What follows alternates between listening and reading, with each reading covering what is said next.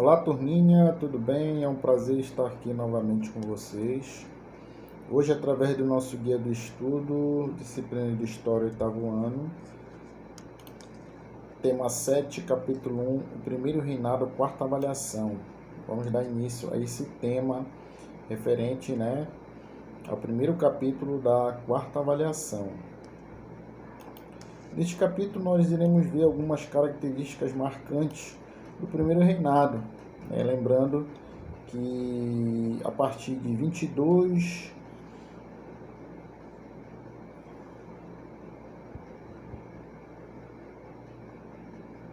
7 de setembro de 1822, o Brasil dá início à sua independência, um longo processo.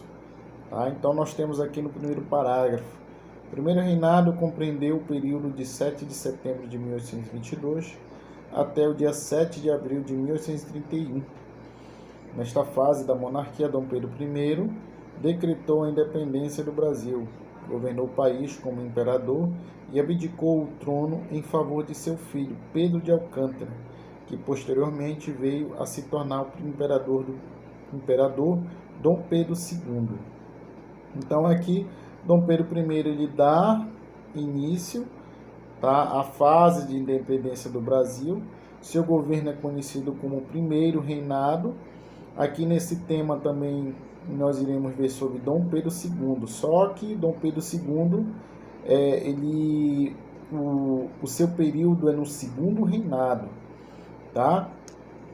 Aqui nós temos esta imagem, pintura de Pedro Américo, de 1888, que retrata o momento do Grito de Ipiranga. Este local é localizado, na cidade de São Paulo, no córrego, rio, do Ipiranga, aonde foi feito aqui e conhecido historicamente o Grito do Ipiranga. Tá? Primeiro reinado.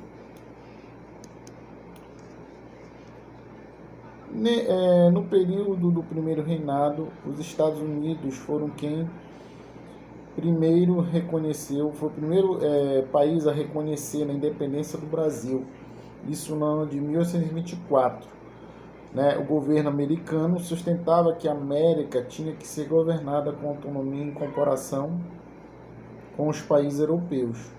O objetivo dos Estados Unidos era conseguir ampliar seus próprios interesses comerciais e econômicos nos estados americanos que tinham sido recém-criados. Ou seja, os Estados Unidos, ele queria a independência desses estados, assim como do Brasil, para que também ele pudesse ganhar espaço nas questões econômicas, nas questões de mercado, juntamente com o Brasil. Tá? Portugal, metrópole, só reconheceu a independência do Brasil no ano de 1825, com a mediação dos ingleses, através da assinatura do Tratado de Paz e Aliança, acordo que determinava que o Brasil passasse uma indenização de 2 milhões de libras esterlinas para Portugal. Para cumprir o acordo, Dom Pedro I buscou um empréstimo com os ingleses, provocando o aumento da dívida externa.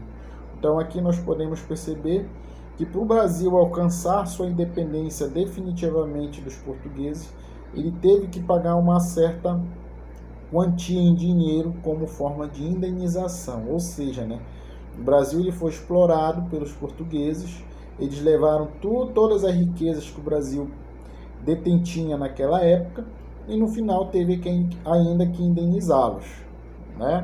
Então aqui mostra também o primeiro passo das dívidas que o Brasil obteve durante sua história. Uma delas é essa dívida com os ingleses. Seguindo a história, vamos lá na Constituição de 1824. Todo país recém-criado ele precisa de quê? De uma carta de leis, ou seja, de uma Constituição para reger sua população. Aí nós temos aqui, durante o primeiro reinado, após a definição da autonomia política brasileira, era preciso criar os símbolos nacionais, as instituições e os órgãos administrativos, além de um conjunto de leis para esse Estado novo que surgiu. Diante disso, uma das primeiras atitudes tomadas por Dom Pedro I em seu governo foi a criação de uma Assembleia Constituinte para implementar a Constituição do Brasil Império. Ou seja, então o Brasil precisaria de uma Constituição. Então esta foi a primeira Constituição do Brasil. No ano, já que em maio de 1823, os deputados e senadores se reuniram em assembleia para debater os termos que teriam no texto constitucional, mas naquele período houve vários desentendimentos políticos entre os grupos liberais e restauradores. Então nós podemos perceber que aqui foi todo um processo, de debates para que se chegasse ao texto final dessa Constituição. E no ano de 1824, Dom Pedro I ortogou a primeira Constituição do Brasil. Esse regulamento era formado por 176 artigos e tinha as principais normas para o bom andamento do Estado, ou seja, do país. Aqui nós podemos ver algumas características.